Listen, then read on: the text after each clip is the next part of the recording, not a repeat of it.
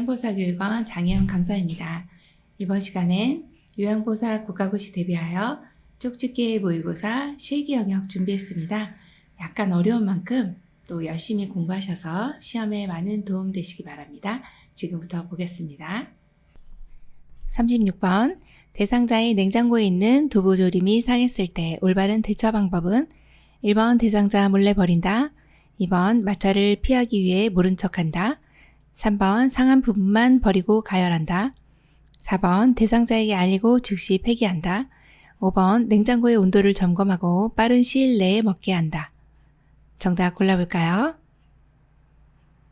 4번입니다. 대상자에게 알리고 즉시 폐기합니다. 지금 같은 경우는 두부조림이 상했기 때문에 절대 드시면 안 되시고 일단은 대상자에게 알리는 것이 좋습니다. 그리고 폐기를 하시는데 만일 대상자가 폐기하기를 원하지 않으시는 경우가 있습니다. 그럴 때는 보호자분께 말씀드리고 그리고서 폐기해 주시면 되겠습니다. 37번 무거운 물건을 들어 올릴 때 허리에 무리가 가지 않는 자세로 옳은 것은 1번 허리를 굽혀 무게중심을 낮춘다, 2번 허리를 굽혔다 펴면서 들어 올린다, 3번 무릎을 펴서 들어 올린다, 4번 두 다리를 모으고 들어 올린다, 5번 순간적인 힘을 이용하여 들어 올린다. 정답 골라볼까요? 정답은요 3번 무릎을 펴서 들어 올린다입니다. 지금은 물건을 들어 올리는 경우이죠. 허리에 무리가 가지 않게 하기 위해서는 중심점을 낮춰주시는 것은 맞는데 1번처럼 허리를 굽혀서 무게중심을 낮추는 것이 아니라 무릎을 움직여서 낮추고 높이고 이렇게 하는 것이 좋습니다. 그래서 무릎을 펴서 들어 올리는 것이 맞는 내용입니다. 그래서 정답이 3번입니다. 38번 입맛이 없는 대상자의 식욕을 돋우기 위한 방법은 1번 식욕 증진제를 복용하게 한다, 2번 누룽지를 끓여서 제공한다, 3번 고추장 비빔밥을 만들어 제공한다, 4번 밥을 먹겠다고 할 때만 제공한다, 5번 다양한 음식을 조금씩 보기 좋게 담아 제공한다. 정답 골라볼까요? 5번 다양한 음식을 조금씩 보기 좋게 담아 제공합니다. 자, 입맛이 없는 대상자 식욕을 돋우기 위한 방법은 시험에 많이 나옵니다. 어르신의 입맛은 점점 쓴맛을 많이 느끼게 되고 단맛을 잘 못 느끼시기 때문에 입맛이 없어지시기도 하고요. 그리고 또 가만히 누워 계시기 때문에 활동을 안 하시기 때문에 그렇습니다. 자, 그런 경우에는 다양한 음식을 조금씩이라는 표현을 알고 계시면 좋겠습니다. 너무 많이 준비하시면 그 잔칫날입니다. 그래서 조금씩 보기 좋게 담아 그때그때 드시고 또 다음 게 준비해드리고 그렇게 하시면 기분도 좋아지시면서 입맛이 돋우는 이러한 상황이 되겠죠. 정답 5번입니다. 39번 대상자에게 식사를 제공할 때 사례를 예방하는 방법은 1번 수분이 적은 음식을 제공한다, 2번 의자 등받이에 등을 펴고 깊숙이 앉힌다, 3번 고개를 뒤로 젖히고 음식을 먹인다, 4번 말을 걸어 음식을 천천히 먹게 한다, 5번 많은 양을 입에 넣고 꼭꼭 씹게 한다. 정답은요 2번이네요. 의자 등받이에 등을 펴고 깊숙이 앉힌다 입니다. 만약에 깊숙이 앉지 않는 경우는 엉덩이가 이쪽에 위치하게 됩니다. 그러면은 낙상하기 쉽기 때문에 이렇게 깊숙이 앉히는 거 너무 중요하고요. 자, 사례를 예방하기 위해서는 1번 같이 수분이 적은 음식은 마르기 때문에 마른 음식들은 이렇게 사례가 걸리기가 쉽죠. 안 되고요. 3번처럼 음식을 드실 때 고개를 뒤로 젖히는 것은 오히려 음식을 삼키는 것이 어려워집니다. 고개를 약간 앞으로 숙인 상태로 그리고 턱을 뒤로 당깁니다. 이 자세가 가장 좋고 그래야 입이 식도보다 아래 위치하게 돼서 넘어가는데 사례가 걸리지 않고 무리 없이 넘어갈 수가 있겠습니다. 4번처럼 말을 건다 이러면 말씀하시다가 사례가 걸릴 수가 있어서 요건 반드시 주의해 주셔야 되는데 말을 걸지 않는다로 기억을 해 주셔야 됩니다. 자, 5번처럼 많은 양을 넣어 주시면 이렇게 씹으실 때 넘어가기도 하고 막 굉장히 불편한 상황입니다. 네, 조금씩 넣어 주시면 됩니다. 정답 2번입니다.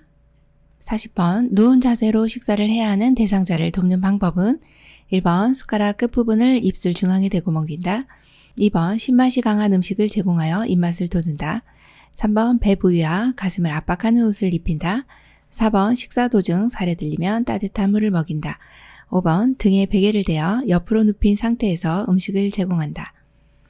정답 골라볼까요? 5번이네요. 등에 베개를 대어 옆으로 눕힌 상태에서 음식을 제공하는 것이 좋습니다.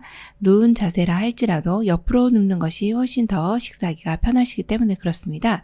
1번 같은 경우에 약간 혼돈을 일으키시기가 좋은데 입술 중앙에 대고 먹인다. 이 내용은 중앙이라는 부분이 틀렸습니다. 입술 옆쪽입니다. 우리가 보통은 오른손잡이시죠. 그럼 오른쪽에서 음식이 들어오기 때문에 옆쪽에서 들어오는 것을 편하게 느끼시기 때문에 그렇습니다.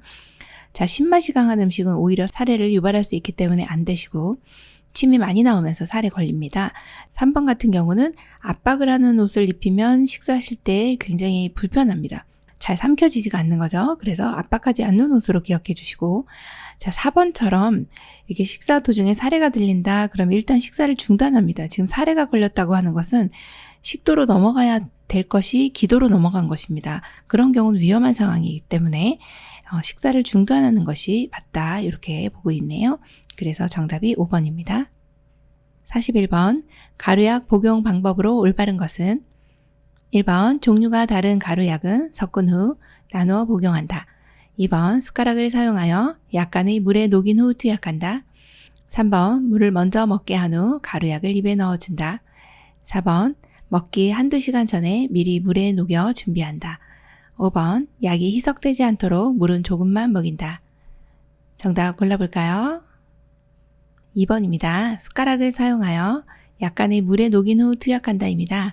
우리 어렸을 때도 약을 먹다 보면 어머니께서 이렇게 가루약을 타왔네. 그럼 가루약을 이렇게 놓고 그리고 물을 부어서 살짝 이렇게 녹여가지고 그래서 이렇게 주시잖아요. 그 방법을 생각하시면 됩니다. 그래서 정답이 2번입니다.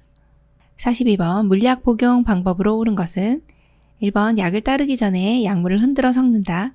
2번 뚜껑의 안쪽이 아래로 향하도록 놓는다. 3번 투약 후 남은 약은 다시 약병에 넣는다. 4번 약병의 라벨이 붙은 쪽으로 약을 따른다. 5번 약 용량이 적을 때에는 숟가락을 이용한다. 정답은요? 1번이네요. 약을 따르기 전에 약물을 흔들어 섞습니다. 왜냐하면 여기 이렇게 농도가 아래쪽은 이렇게 생약 성분 같은 경우는 약간의 가라앉아 있고 윗부분은 이게 농도가 옅을 수 있어요. 그래서 농도를 맞추기 위해서 따르기 전에 약물을 흔들어 주시는 거는 너무 잘해 주셨습니다.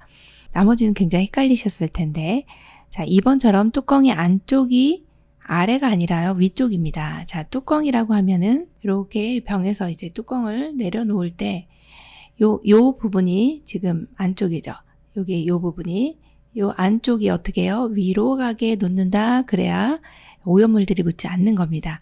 그거 기억해 주시고 3번 같은 경우 투약 후 남은 약은 다시 넣으시면 여기 오염이 됩니다. 그래서 넣지 않는다. 기억해 주시고 4번 같이 라벨이 붙은 쪽으로 약을 따라 주시면 라벨이 여기 이렇게 예를 들어 이제 기침 시럽이다 그러면은 이렇게 약 이름이 있을 겁니다. 이쪽으로 이렇게 따르다 보면 이 약 이름이 지워질 수가 있어요. 그래서 라벨이 붙은 쪽으로 약을 따르는 것이 아니라 반대쪽으로 따른다. 약병에 라벨이 붙은 쪽은요. 붙은 쪽을 손바닥으로 잡은 상태로 따르시는 건 가능합니다. 요거 헷갈리시면 안 되겠어요?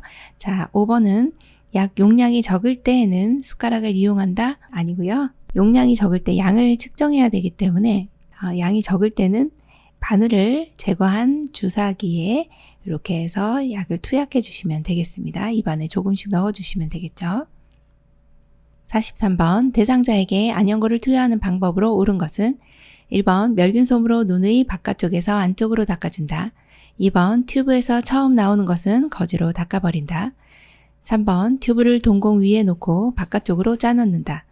4번 연고를 넣은 후 눈을 감고 안구를 가볍게 눌러준다. 5번 눈꺼풀 밖으로 나온 연고는 휴지로 즉시 닦아낸다. 정답 골라볼까요? 2번 튜브에서 처음 나오는 것은 거즈로 닦아버린다 입니다. 혹여나 이제 세균에 오염됐을 수 있기 때문에 이렇게 닦아주시는 게 맞고요. 1번처럼 멸균솜으로 이제 눈을 먼저 닦아주시는데 바깥쪽에서 이렇게 안쪽으로 닦아주시면 안 됩니다. 왜 그럴까요? 자, 이런 경우는 여기가 코고요. 이렇게 닦게 되면 요 안에 이제 비루관이라고 하는 코로 흘러내려가는 관이 있습니다. 이렇게 흘러내려갈 수가 있고, 그리고 여기가 감염되기도 하지만 또 반대쪽 눈에 감염이 될 수 있거든요. 그래서 눈은 항상 보호를 해야 되기 때문에 바깥쪽에서 안이 아니라 항상 안쪽에서 바깥쪽으로 이렇게 닦아주시는 거 기억해 주시고요. 3번처럼 튜브를 동공에다 놓고 바깥쪽으로 동공에다 놓고 하지 않고요. 위치가 있습니다. 하안검이라고 하는 아래쪽 눈꺼풀, 아래 눈꺼풀 혹은 하부 결막낭 해서 안에서 바깥쪽으로 짜주시면 되겠습니다. 동공에 놓지는 않습니다. 자, 4번처럼 연고를 넣은 후 눈을 감고 안구를 가볍게 눌러준다. 그렇지 않습니다. 눈을 감고 그냥 안구를 움직여준다. 이렇게 보시면 되고, 자, 5번처럼 눈꺼풀 밖으로 나왔네요. 그럼 휴지 아니고 멸균 생리식염수에 적신 멸균 솜으로 바깥에 나온 부분만 닦아주시면 됩니다. 44번 대상자가 화장실에서 배변을 볼 때 유황보호사의 도움을 부담스러워하는 경우 대처 방법은 1번 문을 열어놓고 밖에서 기다린다. 2번 안전을 위해 끝까지 옆에서 지켜본다. 3번 대상자가 처리할 수 있는 부분은 스스로 하게 한다. 4번 용변이 끝날 때까지 다른 업무를 수행하러 간다. 5번 조명을 어둡게 하고 음악을 틀어 편안하게 배설하게 한다. 정답 골라볼까요? 3번이네요. 대상자가 처리할 수 있는 부분은 스스로 하게 하고 남은 부분, 안 되는 부분만 우리가 도와주신 내용은 너무 잘해주셨습니다. 정답 3번이네요.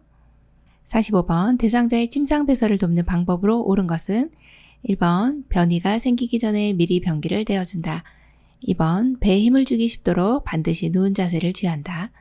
3번 옆으로 돌려 눕힌 자세로 배설을 하도록 돕는다. 4번 대상자가 협조할 수 없으면 기저귀를 채운다. 5번 복부 마사지를 하여 장운동이 활발하게 한다. 정답 골라볼까요? 5번 복부 마사지를 하여 장운동이 활발하게 한다입니다. 침상에서 배설하는 경우는 간이변기를 사용하실 겁니다. 간이변기는 일어나지 못하는 경우, 꼭 침상에서 해야 되는 경우 이렇게 오른쪽에 그림처럼 이러한 간이변기를 사용하게 됩니다. 뚜껑이 달려 있고요. 그리고 이렇게 넓적하게 생겨진 부분, 이렇게 낮은 부분이 엉덩이로 가게 됩니다. 그리고 안에 여성분들 같은 경우는 안에다가 휴지를 좀 깔아주시면 좋고 앞부분에도 살짝 덮어주시면 이렇게 튀지 않아서 좋습니다. 자, 침상에서 배설하는 경우라 할지라도 이 장운동이 활발하게 해주시면 배변 활동이 원활하게 돼서 좋고요. 자, 그리고 1번처럼 변이가 생기기 전에 지금 딱 얼굴 보니까 화장실 갈 것 같으세요? 그러면서 이렇게 미리 대준다? 이건 말도 안 되는 소리고요. 자, 2번처럼 배에 힘을 주기 쉽도록 반드시 누운 자세, 누워서 일 보셔본 적 있으신지 모르겠지만 정말 힘이 주어지지 않습니다. 예, 누운 자세 아니고요. 상체를 세워주시면 훨씬 더 일 보기가 편하세요. 그래서 이 자세보다는 위로 이렇게 상체를 올려주시는 것이 훨씬 좋고요. 여기 3번도 역시 옆으로 돌려눕힌 자세보다는 이렇게 앉아주신 자세 좋습니다. 4번처럼 대상자 협조할 수 없다고 해서 이렇게 기저귀를 채워주시는 것은 안 되는 내용입니다. 46번 배설이 어려울 때 미지근한 물을 항문이나 요도에 흘려주는 이유는 1번 통증을 줄여주기 위해, 2번 냄새를 제거하기 위해, 3번 수치심을 줄여주기 위해, 4번 배변 후 쉽게 닦기 위해, 5번 관략근을 이완시켜 변이를 자극하기 위해. 정답 골라볼까요? 5번입니다. 관략근을 이완시켜 변이를 자극하기 위해서입니다. 관략근이라고 하는 거 많이 들어보셨을 텐데 생소하신 분들은 설명을 좀 드리겠습니다. 여기 이제 방광이 있고요. 자, 방광이라고 하는 것은 아랫배, 즉 배꼽 아래쪽에 꾹 눌러보시면 화장실 가고 싶다는 생각이 듭니다. 소변 보고 싶네. 방광 안에 이렇게 소변이 고이게 되면 방광에서 요 의를 느끼게 됩니다. 화장실 가고 싶네. 소변 보고 싶네. 이렇게 어느 정도 일정량이 차면은 우리가 화장실 가고 싶잖아요. 그게 요의라고 하는 것입니다. 그런데 그때 화장실 가시면 어떤 현상이 일어나느냐. 여기에 방광에 있는 근육들이 쫙 짜줍니다. 왜요? 소변이 나가야 되니까. 이렇게 꽉꽉 눌러서 짜주고, 그리고 방광 주변에 있는 요 관략근이라고 하는 요 주변에 근육들이 있습니다. 이때 화장실을 가게 되면 방광은 이렇게 수축을 하게 됩니다. 쫙 안에 있는 내용물들을 밖으로 내보내줘야 되기 때문에 방광의 근육들이 이렇게 수축을 하게 되고, 그러면 방광 주변에 있는 근육, 즉 관략근이라고 하는 것은 이완이 돼야 됩니다. 이렇게 쫙 이렇게 편안하게 해줘야 나오죠. 지금 관략근이 항상 수축이 돼 있기 때문에 우리가 소변이 새지 않는 거예요. 근데 이제 화장실 가게 되면 이게 이완을 하면서 이 안에 있는 소변을 밖으로 쭉 내보내주게 되는 역할을 합니다. 자, 그러면 지금 여기서 배설이 어려운 대상자잖아요. 지금 어렵기 때문에 뭔가 도움이 필요해요. 어떤 도움이요? 네, 관략근을 이완시켜주면 소변 보시기가 쉽다는 거죠. 그러면 우리가 해야 될 일은 미지근한 물을 항문이나 요도에 이렇게 흘려줍니다. 그럼 관략근이 편안하게 이완이 되면서 방광 내에 있는 소변 이런 것들이 쭉 하고 나오기가 쉽다는 것이죠. 그래서 정답이 5번이네요. 47번 기저귀를 교환하는 방법으로 옳은 것은 1번 창문을 열고 기저귀를 교환한다. 2번 바지를 내린 후 면도개를 덮는다. 3번 둔부를 들어 방수포를 깔아준다. 4번 꼬리뼈에 피부 발적이 있는지 살펴본다. 5번 규칙적으로 피부를 노출하여 욕창을 예방한다. 정답은요? 4번입니다. 꼬리뼈에 피부 발적이 있는지 살펴본다입니다. 자, 기저귀를 교환하실 때 이 엉덩이가 노출이 되는 상황이죠. 그래서 우리가 대상자를 잘 관찰할 수 있는 시점이 목욕할 때 하고 기저귀 교환할 때입니다. 목욕을 할 때는 전신을 볼 수 있는, 또 전신을 관찰해서 이상이 있는지 살펴볼 수 있는 시간이 목욕할 때고, 그리고 또 기저귀를 교환할 때만큼은 둔부, 엉덩이 쪽, 꼬리뼈 이런 쪽에 발적이 있는지를 세심하게 살펴주시는 것이 너무 중요합니다. 욕창이라든지 이상이 있을 수 있습니다. 그래서 이 부분을 체크해 주시는 게 참 좋고요. 1번 같은 경우에 창문을 열고 하는 것은 환기는 마지막에 시킵니다. 열고 기저귀 교환하면 춥습니다. 네, 대상자 감기 걸려요. 자, 두 번째 나와 있는 내용은 바지를 내린 후 덮개를 덮어주시면 이미 오픈이 돼 있습니다. 너무 창피합니다. 그래서 반대로 해주시면 됩니다. 자, 3번 같은 경우에 방수포 같은 경우는 조금 생략을 해도 무방합니다. 기저귀를 교환할 때마다 방수포를 깔아주시지는 않아도 되고요. 자, 5번처럼 규칙적으로 피부를 노출하여 욕창을 예방한다. 규칙적으로 노출하는 것은 사실 이상이 없는데 이렇게까지 노출하실 필요는 없으셔서 불필요한 노출은 피한다. 그 내용으로 봐주시면 되겠습니다. 가장 적합한 것은 4번입니다. 48번 유치도뇨관을 삽입하고 있는 대상자가 방광이 팽만하여 아랫배가 아프다고 한다. 확인해야 할 사항은 1번 소변 주머니를 눈높이로 들어 소변량을 확인한다. 2번 유치도뇨관이 빠져 있는지 소변줄을 당겨본다. 3번 소변 주머니의 배출구가 열려 있는지 확인한다. 4번 연결관이 눌리거나 꺾여 있는지 확인한다. 5번 소변이 밖으로 새는지 확인한다. 정답 골라볼까요? 4번입니다. 연결관이 눌리거나 꺾여 있는지 확인합니다. 자, 유치도뇨관이라고 하는 것은 생소하실 텐데 방광 안에 있는 소변을 내보내질 못해서 이렇게 꽉 차 있는 경우, 전립선 비대증인 경우가 가장 흔한데, 전립선 비대증인 경우는 소변을 보실 때 힘을 줘야 나온다든지 아니면 소변 볼 때까지 이렇게 시간이 좀 오래 걸린다든지 소변 줄기가 가늘어진다든지 이러한 내용들이 이제 전립선 비대증이신 경우에 결국에는 이제 소변 보시는 게 너무 힘들다 보니까 나중에 이것이 막히게 되면 정말 방울방울 이렇게 나오시게 돼요. 여기 꽉 차 있는데 못 나오죠. 그렇게 되면은 유치도뇨관이라는 것을 사용해서 방광 안에다가 도뇨관을 유치하는 겁니다. 그렇게 지금 보이시는 이렇게 풍선을 사용을 해서 부풀려서 고정을 해놓고 방광 안에 있는 요 줄이 여기서부터 이렇게 도뇨관이 연결돼서요. 지금 여기 줄이 이렇게 약간 돌려져 있는데 이렇게 해서 들어가게 됩니다. 이 줄이 상당히 깁니다. 그래서 방광 안에 있는 소변이 만약에 줄이 연결관이 눌리거나 꺾여 있으면 중간에 내려오지 못하고 이렇게 위에 고여 있게 됩니다. 소변은 이 아래쪽에 고이셔야 되는데 이 위에서 방광 안에 있는 소변이 나오질 못하게 되기 때문에 연결관이 눌려 있거나 꺾여 있는지 확인하는 것이 가장 우선이다. 이렇게 보시면 되겠네요. 정답이 4번입니다. 49번 누워있는 대상자의 칫솔질 방법으로 옳은 것은 1번 가능한 누운 자세로 칫솔질한다. 2번 칫솔모 위에 치약을 두툼하게 올린다. 3번 목젖까지 깊숙이 닦는다. 4번 입안을 찬물로 여러 번 헹군다. 5번 곡반을 턱 밑에 대고 흘러내리는 물을 받아낸다. 정답 골라볼까요? 5번 곡반을 턱 밑에 대고 흘러내리는 물을 받아낸다입니다. 누워있는 상태이기 때문에 이제 칫솔질 하실 때 물을 뱉어내시는 경우에 칫솔에다 치약을 올리실 때 이제 올바른 내용도 보시면 이렇게 두툼하게 올리시면 치약이 치아 사이에 닿지 않고요. 칫솔모 아래쪽까지 이렇게 여기가 이렇게 아래쪽까지 내려오게 깊이 눌러 짜야 양치질 하실 때 치아 사이사이에 이렇게 잘 닦으실 수가 있고요. 자, 지금 아래쪽에 보이는 이 사진은 곡반입니다. 이렇게 약간 휘어져 있는 인체 모형하고 이제 흡사하게 인체에 생겨진 모양대로 이렇게 만들어진 물받이 그릇이라고 보시면 되겠어요. 그래서 곡반을 턱 밑에 대고서 흘러내린 물을 받아내시면 이게 옷이 젖지도 않고 잘 받아집니다. 그래서 이것을 사용해 주시면 되겠습니다. 50번 의치를 사용하는 대상자를 돕는 방법은 1번 잘 때도 의치를 착용하게 한다.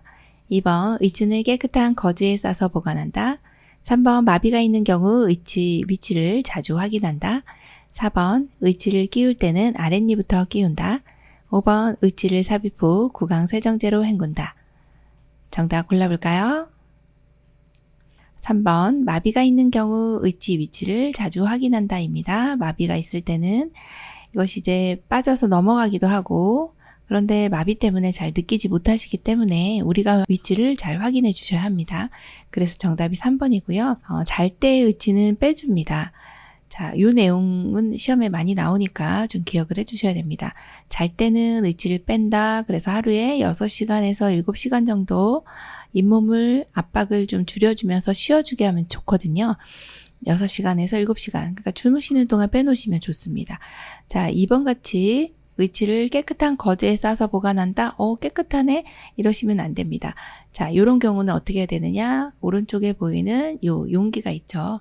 그래서 요 전용 용기에 찬물이 담긴 용기에다가 보관해야 변형을 막을 수 있다. 요 내용을 하나 기억해 주십니다. 그 다음 또 의치의 변형을 막기 위해서는 이렇게 건조시키면 안 된다. 그 내용도 체크해 주셔야 되지만 뜨거운 물로 닦아주시면 또 역시 변형이 일어날 수 있기 때문에 찬물로 이렇게 닦아주셔야 된다. 그것도 체크를 해주셔야 되고요.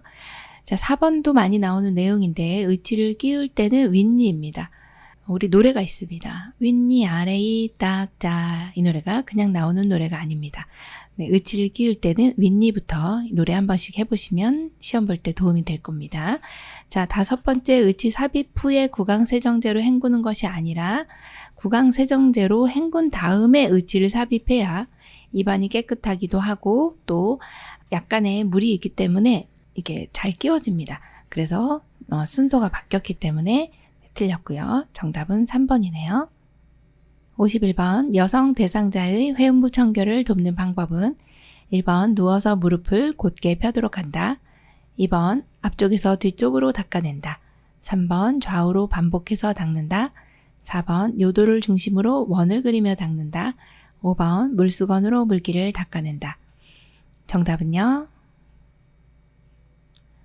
2번 앞쪽에서 뒤쪽으로 닦아낸다가 맞습니다. 그림 보시면 방광의 위치가 여기 방광, 그 다음에 질, 항문 이렇게 순서대로 되어 있습니다. 지금 체크되어 있는 쪽은 여기 이렇게 앞쪽이 지금 여기에 있고요. 왼쪽으로 가면 뒤쪽이거든요. 자, 대장균이 어디 있냐 보니까 직장에서 내려오는 요 항문 쪽에 대장균이 많이 있습니다. 미생물들이. 요 뒤에서 앞으로 닦아주시면 요로 감염이 일으키는 거죠. 요도를 타고 올라가서 방광염 또 신장 쪽까지 신우신염 이런 것들을 일으킬 수가 있습니다. 그래서 반드시 앞에서 뒤로라고 하는 내용을 기억해 주셔야 됩니다. 여기 이쪽이 앞쪽이기 때문에 자 앞에서 뒤로 닦아준다 그러면 요도에서 항문 쪽으로 요걸 반드시 기억해 주시고요. 자, 1번처럼 누워서 무릎을 곧게 펴지 않고 누워서 무릎을 이렇게 구부려 주시면 훨씬 더 회음부 청결하기가 좋고요. 자, 좌우로 반복한다든지 원을 그리듯이 한다든지 이렇게 해서 닦지는 않습니다. 자, 5번 같은 경우에 물수건으로 물기 닦아내는 것이 아니라 마른 수건으로 닦아냅니다. 마지막은. 그래서 정답이 2번이네요. 52번 편마비 대상자의 통목욕 시 돕는 방법으로 옳은 것은 1번 팔, 몸통, 다리, 회음부 순서로 닦아낸다. 2번 욕조에 들어갈 때는 건강한 쪽 다리 먼저 들어간다.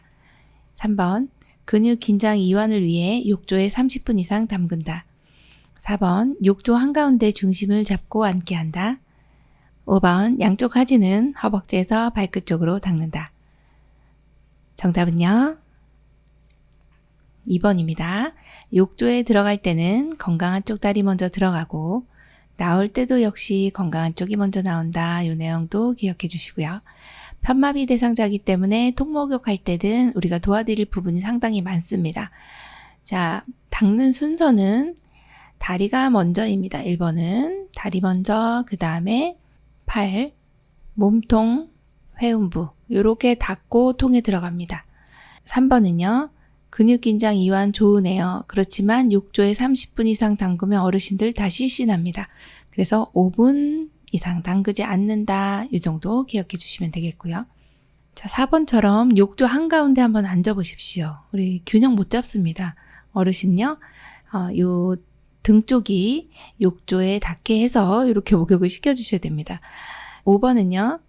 양쪽 하지, 지금 오른쪽에 사진을 한번 보시면 하지를 닦을 때는 허벅지에서 발끝이 아니라 발끝에서 허벅지 방향으로 이렇게 닦아주셔야 이 말초의 순환을 도울 수가 있습니다. 말초라고 하면 손끝 발끝입니다. 여기에 있는 혈액들은 정체되어 있기 쉽기 때문에 심장 쪽으로 보내줘야 됩니다. 그래서 말초에서 중심 혹은 발끝에서 허벅지 이런 방향을 우리가 목욕할 때 신경을 써서 해주셔야 어르신이 순환이 좋아진다. 이렇게 보시면 되겠습니다. 53번 수액을 맡고 있는 왼쪽 편마비 대상자의 상의를 갈아입히는 순서는 1번 왼팔 수액 오른팔 순으로 벗긴다. 2번 수액 오른팔 왼팔 순으로 벗긴다. 3번 왼팔 오른팔 수액 순으로 입힌다. 4번 오른팔 수액 왼팔 순으로 입힌다. 5번 왼팔 수액 오른팔 순으로 입힌다. 정답 골라볼까요? 5번 왼팔 수액 오른팔 순으로 입힌다입니다. 자, 수액 맡고 있는 대상자 굉장히 어려운 문제 유형입니다. 이런 경우에 이제 어느 쪽이 마비가 있느냐 이걸 먼저 보셔야 돼요. 어느 쪽이 마비 있어요? 왼쪽이요. 왼쪽 편마비이기 때문에 주사는 건강한 쪽에 맞습니다. 그러면 지금 맞고 있는 주사의 방향은 오른쪽입니다. 갈아입히는 순서기 때문에 항상 이제 이 문제가 시험에 나오면 옷 갈아입히는 거 나오면요. 이걸 적어 놓으시는 게 좋습니다. 입을 때는요. 마비된 쪽이 먼저, 그 다음에 벗을 때는요. 건강한 쪽이 먼저. 요거를 시험 보실 때까지는 기억을 하시는 게 좋습니다. 입을 때는 마비, 벗을 때는 건강. 요거는 사실은 실제로 우리가 근무를 하실 때도 도움이 많이 되는 내용이거든요. 자, 입을 때는 마비고 벗을 때는 건강한 쪽이죠.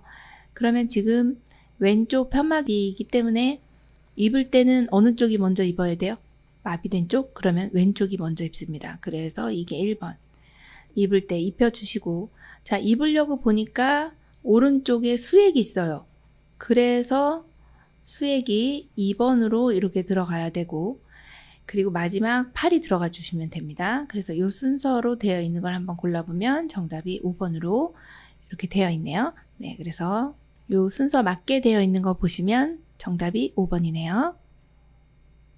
54번 대상자가 침대 아래쪽으로 내려갔을 때 침대의 머리 쪽으로 이동시키는 방법은 1번 양팔을 잡고 위쪽으로 이동한다. 2번 침대 시트를 끌어당겨 이동한다. 3번 대상자의 상의를 잡아당겨 이동한다. 4번 두 사람이 나란히 서서 허리와 대퇴부를 잡고 동시에 옮긴다. 5번 두 사람이 침대 양쪽에서 어깨와 대퇴를 지지하여 동시에 옮긴다. 정답 골라볼까요? 네, 5번입니다. 두 사람이 침대 양쪽에서 어깨와 대퇴를 지지하여 동시에 옮긴다입니다. 어르신이 침상에서 누워 계신다 이렇게 가정을 했을 때요. 대상자를 침대 아래쪽에서 지금 위쪽으로 올릴 건데 우리가 한 사람이 옮기는 경우는 대상자가 협조가 가능한 경우고 지금 같은 경우는 대상자가 협조가 되지 않기 때문에 요양보호사님이 두 분이 오셔서 양쪽에 서신 다음에 어르신의 어디를 잡느냐, 어디 아래쪽을 지지하느냐 이게 이제 관건입니다. 그럴 때는 어르신이 지금 위로 올라가기 좋은 위치는요. 여기 어깨 여기 위치하고 그 다음에 대퇴 아래쪽 이렇게 잡아주시면 두 분이서 이렇게 손을 맞잡고서 서로 간에 이 양쪽에서 잡아주시면서 하나 둘 셋 해서 동시에 올려주시면 가장 좋은 방법이라고 보시면 되겠어요. 그래서 정답이 5번이네요. 55번 편마비 대상자가 침대에서 일어나 앉는 방법으로 옳은 것은 1번 대상자의 두 다리를 쭉 편다. 2번 두 다리를 침대 밑으로 떨어뜨린다. 3번 요양보호사는 대상자의 불편한 쪽에 선다. 4번 건강한 쪽으로 돌려눕힌 후 일으킨다. 5번 건강한 손으로 요양보호사의 목을 감싸 안는다. 정답은요? 4번 건강한 쪽으로 돌려눕힌 후 일으킨다입니다. 자, 우리 대상자분이 편마비 있으시고 그 다음에 침대에서 일어나 앉으실 건데 여기에서만큼은 이렇게 일어나 앉는 경우에는 건강한 손으로 짚고 일어나셔야 되기 때문에 우리가 건강한 쪽에서 이렇게 어깨를 잡아주시는 게 맞고 반대쪽은 대퇴 쪽을 지지해 주시면 돼요. 그런데 여기서 중요한 것은 건강한 손으로 짚고 대상자가 짚고 일어나셔야 되기 때문에 우리는 건강한 쪽으로 돌려눕히고 일어날 수 있도록 도와주시면 됩니다. 정답이 4번이네요. 56번 사지마비 대상자를 침상에서 일으켜 앉힐 때 괄호 안에 알맞은 말은 요양보호사는 한쪽 팔을 대상자의 목 밑을 받쳐 넣은 후 손바닥으로 반대쪽 A 밑을 받쳐준다. 다른 손은 대상자의 B 위에 올려진 양손을 지지한다. 1번 머리, 가슴, 2번 허리, 복부, 3번 어깨, 가슴, 4번 어깨, 머리, 5번 등, 복부. 정답 골라볼까요? 3번 어깨, 가슴입니다. 자, 우리 사지마비이기 때문에 팔다리 다 못 쓰십니다. 그럴 때는 요양보호사님께서는 한쪽 팔을 대상자의 목 밑을 먼저 받칩니다. 여기 그림에서 보이는 1번이라고 보시면 되고요. 그리고 다른 손은 감싸듯이 해서 대상자의 올려진 양손 위에다가 넣으시는데 이렇게 대상자의 가슴 위에 올려진 손이죠. 그래서 1번이 어깨가 되고 2번은 가슴 위에 올려진 양손을 지지한다. 이렇게 골라주시면 돼서 정답이 3번입니다. 57번 대상자를 휠체어에 태우고 경사도가 큰 오르막길을 오르는 방법은 1번 빠른 속도로 밀며 오른다. 2번 지그재그로 밀며 오른다. 3번 휠체어를 뒤로 돌려 오른다. 4번 휠체어 앞바퀴를 들고 오른다. 5번 휠체어 뒤를 발로 누르고 오른다. 정답은요? 2번 지그재그로 밀며 오른다입니다. 경사도가 큰 경우에 뒤로 밀려 내려갈 수 있기 때문에 반드시 이렇게 지그재그로 이렇게 밀고 올라가시는 게 안전하다 그렇게 보는 내용입니다. 그래서 정답이 2번이네요. 58번 대상자를 바닥에서 휠체어로 옮기는 순서로 옳은 것은 가 휠체어의 잠금 장치를 잠근다. 나 무릎을 꿇고 엉덩이를 들어 허리를 편다. 다 대상자의 허리와 어깨를 지지하여 건강한 쪽 무릎을 세워 일어난다. 라 건강한 손으로 휠체어 팔걸이를 잡게 한다. 1번 가나 다라 2번 가라 나다 3번 가나 라다 4번 가다 나라 5번 라나 다가. 정답 골라볼까요? 정답은요 2번 가라 나다입니다. 자, 여기에서는 바닥에서 휠체어로 옮길 때 휠체어 사용의 거의 중요한 부분은 바퀴가 달린 이동 도구이기 때문에 잠금 장치를 잠그는 게 가장 먼저입니다. 그리고 나면 대상자의 건강한 쪽 손으로, 지금 여기 그림에 보면 여기 건강한 쪽 손이 있죠. 팔걸이를 잡게 하는 것이 두 번째입니다. 자, 건강한 손으로 잡게 한다. 이 내용이 상당히 중요한 내용이죠. 자, 그리고 나면 대상자가 이제 일어나야 되죠. 일어나려면 어떻게 하느냐?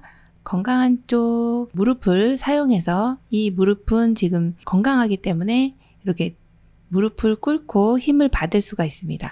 그래서 무릎을 꿇고 엉덩이를 세운다. 이 내용이 세 번째 내용이 되고요. 마지막으로는 이제 대상자의 우리가 잡아주는 부위도 좀 기억을 해주셔야 되는데, 요양보사님이 여기서 이렇게 어깨하고 뒷부분엔 허리를 지지하고 있거든요. 지지하면서 건강한 쪽 무릎을 이제 세워서 일어나는 거죠.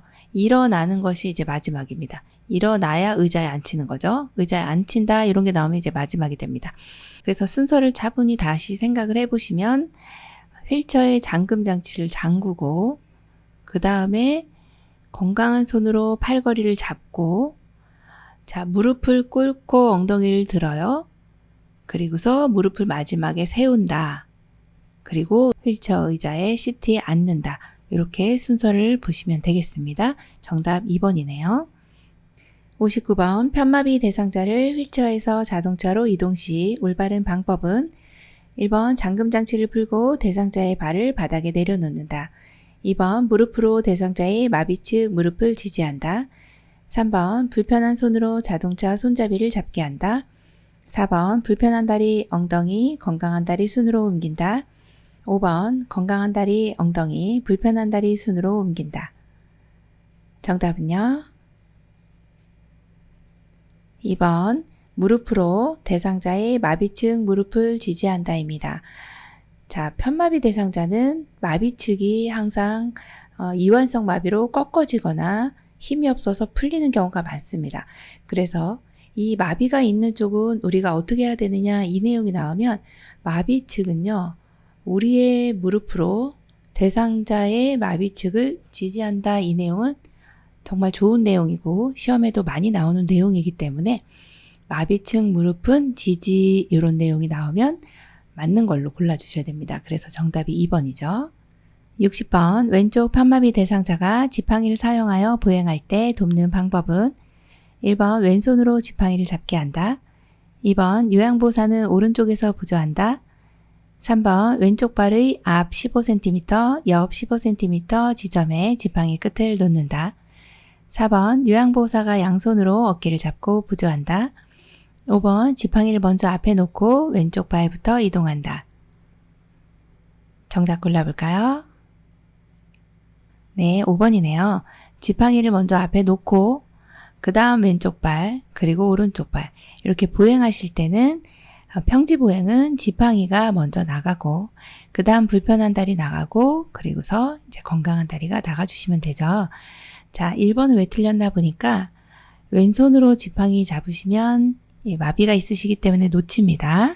그래서 틀렸고, 자, 우리 요양보 선생님은 불편한 쪽에서 보조합니다. 그래서 방향이 틀렸고, 자, 3번 같은 경우도 지팡이를 건강한 손으로 잡기 때문에 왼쪽 발 앞쪽, 옆쪽에 놓는 것이 아니라 오른쪽 발 앞 15cm, 오른쪽 발, 새끼 발가락 옆쪽으로 15cm, 이렇게 지점에 지팡이 끝을 놔주시면 돼요. 자, 이렇게 나가는 방향의 발을 보시면 여기 앞쪽으로 나간다 했을 때 지금 여기가 마비가 있기 때문에 건강한 쪽에 앞에 15, 옆에 15 정확한 위치가 이렇게 되겠어요. 그래서 지팡이 놓는 위치도 상당히 중요하기 때문에 그 내용도 알고 계셔야 되겠습니다. 자, 4번은 왜 틀렸나 보니까 요양보호사가 양손으로 어깨를 잡고 보조하는 것이 아니라 요양보호사님의 위치는 왼쪽에 위치하게 되고요. 겨드랑이에 손을 넣어서 보조한다. 이렇게 보시면 되겠네요. 위치가 틀렸죠. 61번, 오른쪽 편마비 대상자가 지팡이를 이용하여 계단을 오를 때 보행 순서는 1번 오른쪽 다리, 지팡이, 왼쪽 다리, 2번 왼쪽 다리, 오른쪽 다리, 지팡이, 3번 왼쪽 다리, 지팡이, 오른쪽 다리, 4번 지팡이, 왼쪽 다리, 오른쪽 다리, 5번 지팡이, 오른쪽 다리, 왼쪽 다리. 정답은요? 4번 지팡이 왼쪽 다리 오른쪽 다리입니다.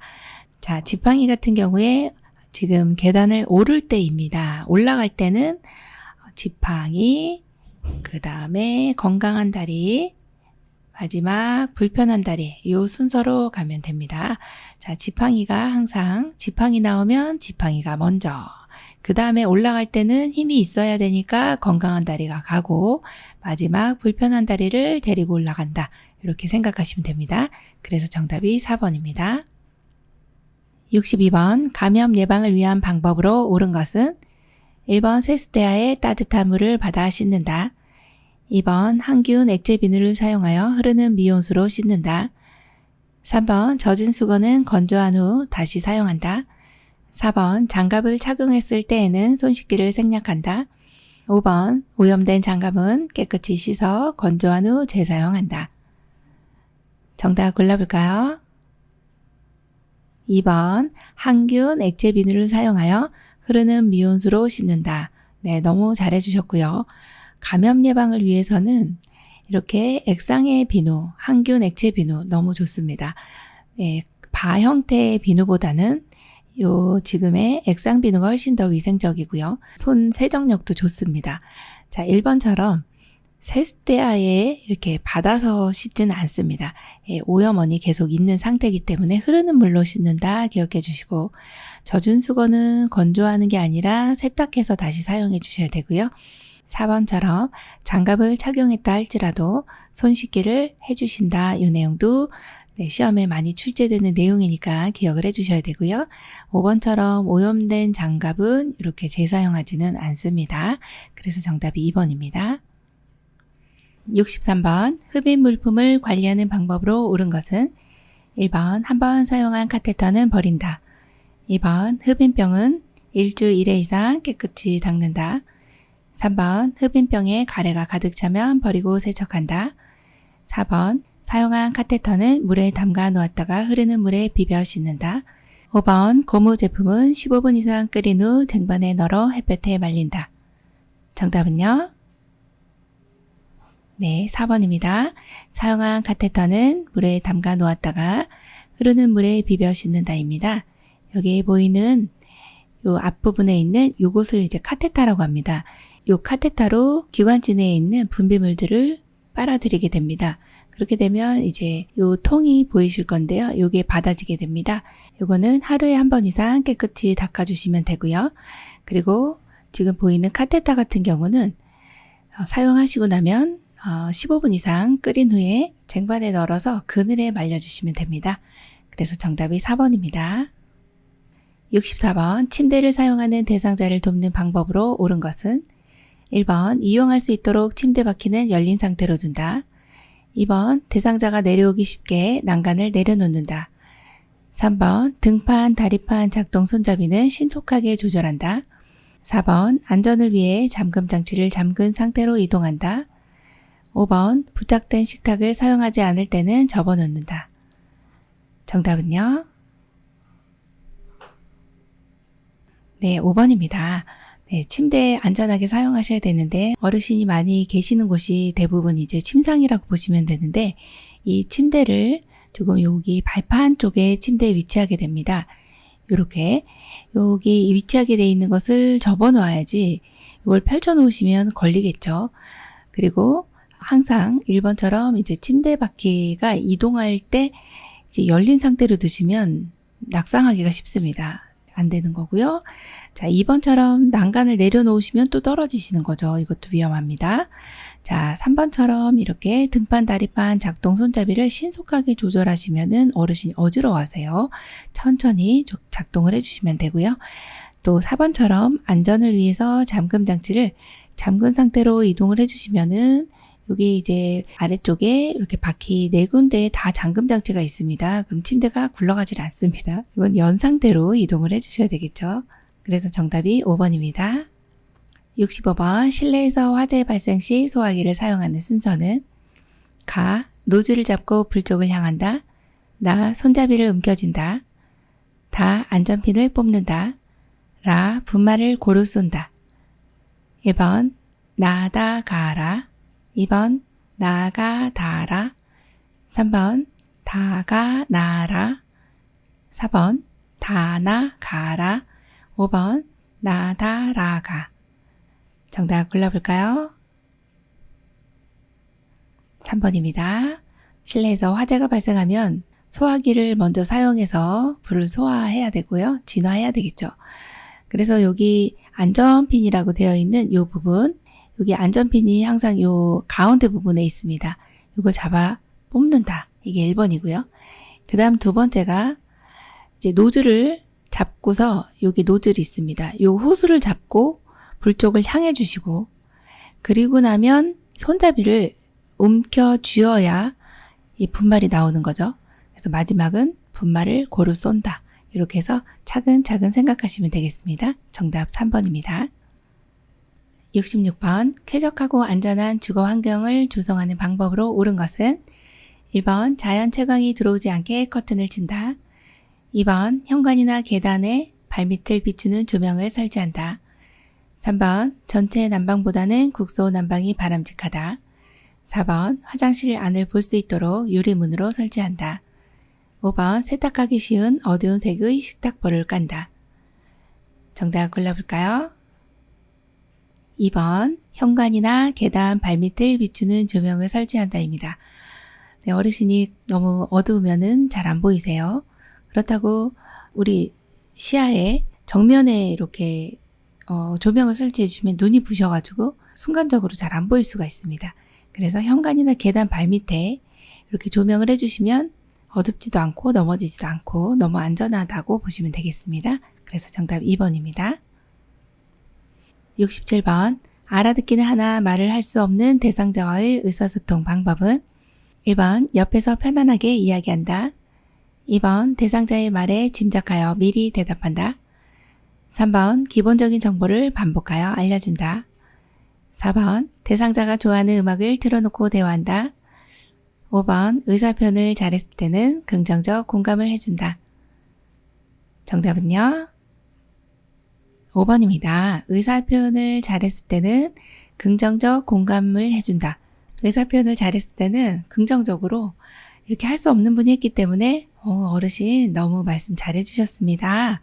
이렇게 얘기해 주시면은 굉장히 좋아하시겠죠? 그래서 정답이 5번입니다.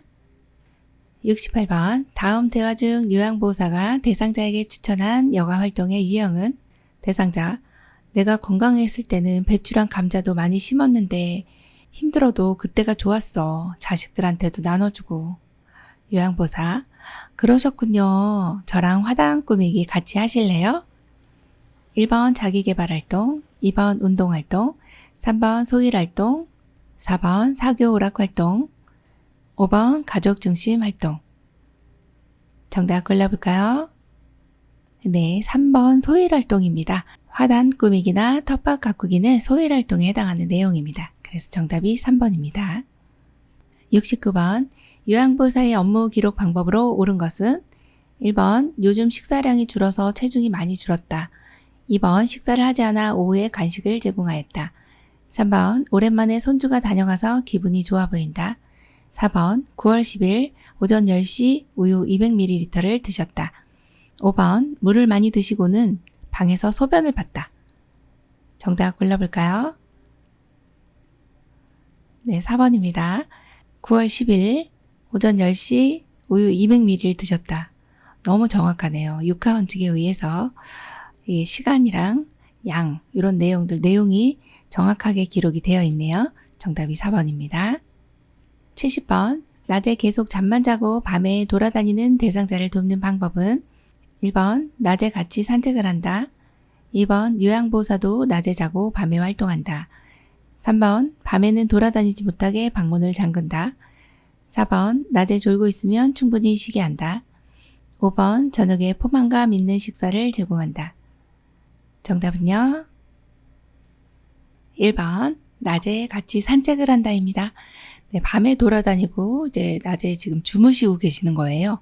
그러면 낮에 못 주무시도록 이렇게 말을 건다 이 내용도 좋고 또 산책을 같이 해서 신선한 공기를 마시게 하고 어쨌든 낮에 못 주무실 수 있도록 도와주는 방법이 나와 있네요. 그래서 정답이 1번입니다. 71번 요양원에 입소한 치매 대상자가 집에 가겠다고 잠긴 문을 잡고 두드리며 소란을 피울 때 대처 방법은 1번 신체적 제재를 가하여 조용하게 한다. 2번 소란을 피우면 퇴소시키겠다고 말한다. 3번 다른 대상자들에게 피해가 되지 않도록 방에 가둬둔다. 4번 아들이 곧 모셔간다고 했어요. 라고 안심시킨다. 5번 출입문이 잠겨 있어요. 다른 출입문을 함께 찾아봐요. 라고 말한다. 정답은요? 네, 5번입니다. 출입문이 잠겨 있어요. 다른 출입문을 함께 찾아봐요. 이것은 어르신의 주의를 환기시키는 내용이에요. 문을 잡고 막 두드리는 거죠. 여기 잠겨 있네요. 우리 다른 문 한번 찾아볼까요? 이렇게 하면 어르신이 이제 찾으시면서 시간이 지나면서 이렇게 소란이 조금 잠재워질 수가 있습니다. 정답 5번이네요. 72번 치매 대상자에게 나타나는 파괴적 행동에 대한 설명으로 옳은 것은 1번 주로 치매 초기에 나타난다. 2번 난폭한 행동이 자주 일어난다. 3번 에너지가 소모되어도 폭력적이다. 4번 파괴적 행동이 시작되면 오래 지속된다. 5번 진정된 후에는 이상 행동에 대해 상기시킨다. 정답 골라볼까요? 네, 1번이네요. 주로 치매 초기에 나타난다 입니다. 치매 대상자가 왜 이런 이제 파괴적인 행동이 왜 나타나는지 이제 이유를 보시면 여러 가지 이제 해왔던 일들, 일상적으로 해왔던 일들을 잘 기억하지 못하면서 또 감정에만 의존을 하게 되고요. 또 이런 여러 가지를 동시에 생각하다 보면 내가 왜 이런 일을 수행하지 못하지? 라고 하면서 막 화가 나시는 이런 상황인 겁니다. 그러니까 일상생활 잘 하시다가 갑자기 못하게 되고 또 감정에만 반응하게 되는 이런 상태가 이제 파괴적 행동이라고 보시면 되는데 주로 치매 초기에 나타나는 게 맞고요. 2번처럼 이렇게 자주 일어나진 않습니다. 또 3번처럼 에너지 소모되면요. 예전처럼 평온해집니다. 그래서 에너지 소모될 때까지 좀 기다려 주셔야 되고 파괴적 행동이 시작되면 또 오래 지속되지는 않습니다. 자, 그리고 5번처럼 진정된 후에는 이것에 대해서 상기시켜 주시면 절대 안 돼요.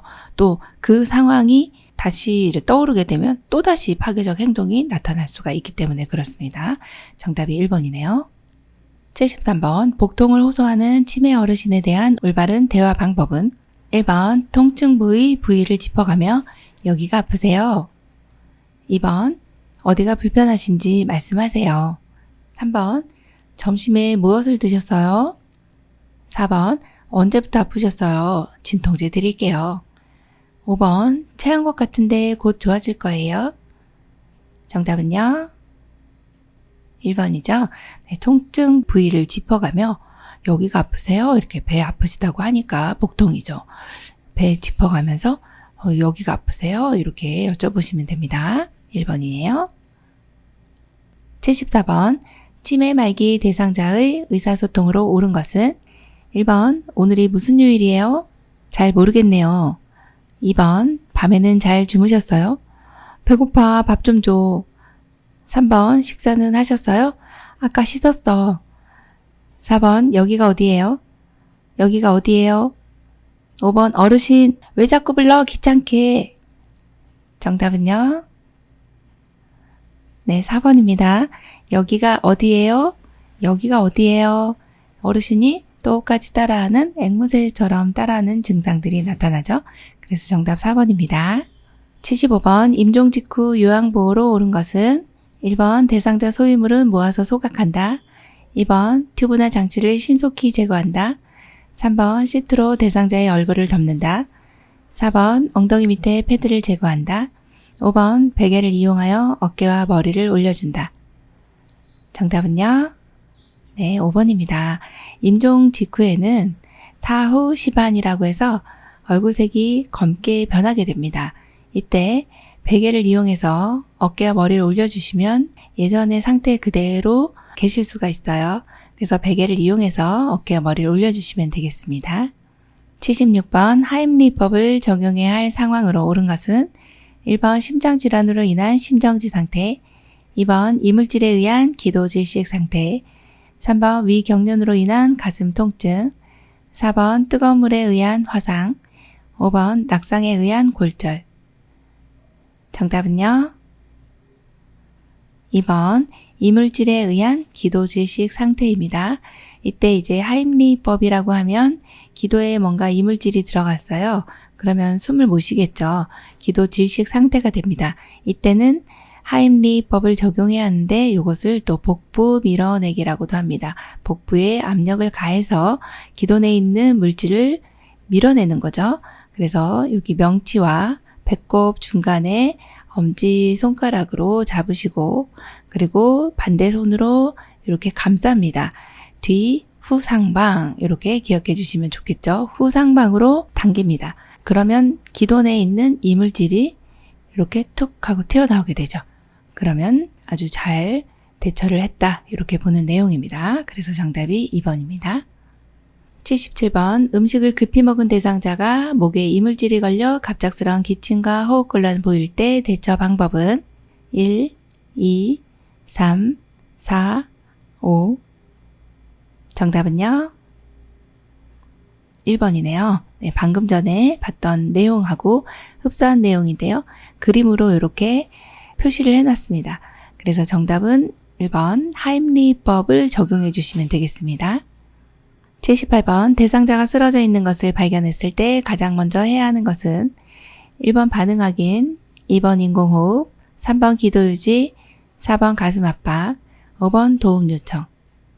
정답은요? 1번 반응 확인입니다.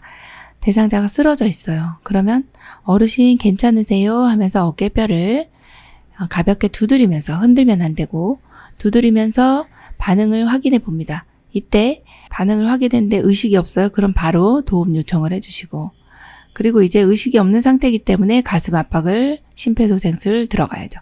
가슴 압박 그리고 기도 유지 후에 인공호흡을 해주시면 아주 적절하게 심폐소생술을 잘 적용했다라고 봅니다. 이 순서도 기억해 주시고 가장 먼저 해야 할 것은 반응 확인이다. 이거 반드시 기억해 주셔야 되겠습니다. 79번 심폐소생술에 대한 설명으로 맞는 것은 1번 가슴이 최소 8cm 눌릴 정도의 강도로 압박한다. 2번 가슴 압박과 인공호흡을 동시에 실시한다.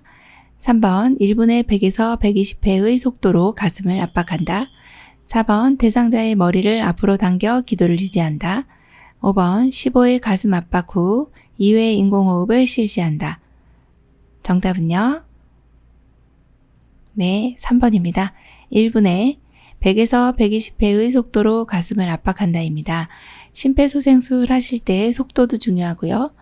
방법이 굉장히 중요하죠. 1번에 가슴이 눌리는 정도는 5cm 정도입니다. 자, 두 번째 나와 있는 내용은 요 가슴 압박과 인공호흡 동시에 하시면 안 되고 가슴 압박 먼저 그 다음에 기도 유지 후에 인공호흡 이렇게 해주셔야 되고요. 4번처럼 대상자의 머리를 앞으로 당기는 것이 아니라 지금 그림 보시는 것처럼 머리를 뒤로 젖히고 그 다음에 턱을 들어 올린다 이 내용을 기억해 주셔야 되겠네요. 5번 같은 경우는 가슴 압박의 횟수인데요. 가슴 압박은 30회입니다. 네, 30대 인공호흡 2의 비율. 그래서 30대 2 이렇게 기억을 해주셔야 되겠죠. 80번 자동심장 충격기를 사용하는 방법으로 옳은 것은 1번 패드를 붙인 후 전원을 켠다. 2번 5분 간격으로 심장 리듬 분석을 한다. 3번 충전 중에도 가슴 압박을 시행한다. 4번 쇼크 버튼을 누르고 즉시 인공호흡을 시작한다. 5번 자동심장 충격기는 매년 1회 정기 점검을 한다. 정답은요? 네, 3번입니다. 심폐소생술을 시행하다가 자동심장 충격기가 도착하면 바로 적용을 해준다. 이 내용 하나 기억해 주시고 그리고 충전 중에도 가슴 압박을 시행해야 됩니다. 왜냐하면 이 충전이라고 하는 거는 제세동을 시행하기 전에 이제 전기를 쭉 모으는 요 시간이거든요. 그래서 기계에 따라 충전 시간이 틀리기 때문에 심장을 쉬어주면 안 된다. 이때는 가슴 압박을 시행한다. 요 내용을 기억해 주시고 자, 자동 심장 충격기의 일반적인 4단계의 요 내용도 하나 체크를 해드리겠습니다. 제일 먼저 자동 심장 충격기는 전기 장치이기 때문에 전원을 켜는 것이 먼저구나. 이걸 하나 기억해 주시고, 그 다음에 패드를 부착하는데 오른쪽 빗장뼈 아래 왼쪽 겨드랑이 중간선에다가 패드를 부착합니다. 요 붙이는 이유는 심장 리듬을 분석하기도 하고 전기 충격을 주기도 하기 때문에 이 패드를 반드시 붙여야 된다 보시고요. 이건 또 맨살에 붙여야 되고요. 자, 3번은 이제 심장 리듬을 분석하게 되죠. 심장이 정말 뛰는지 안 뛰는지 우리는 잘 모르지만 이 기계가 정확하게 분석을 합니다. 이때 대상자에게서 떨어져야 되겠어요. 자, 그리고 이제 마지막 4단계는 모두 물러나고 재세동, 즉 전기 충격을 심장 충격을 주는 단계입니다. 이때 역시 대상자에게서 떨어져 있어야 됩니다. 자, 이렇게 시행을 하고 나면 바로 심폐소생술, 즉 가슴 압박을 시행한다. 이 내용도 하나 기억을 해주셔야 되겠습니다. 그래서 3번이 정답이 됩니다. 지금까지 문제 푸시느라고 수고 많으셨습니다. 열심히 공부한 만큼 성적도 많이 올라가시고 또 시험에 많은 도움 되시기 바랍니다. 수고 많으셨습니다. 감사합니다.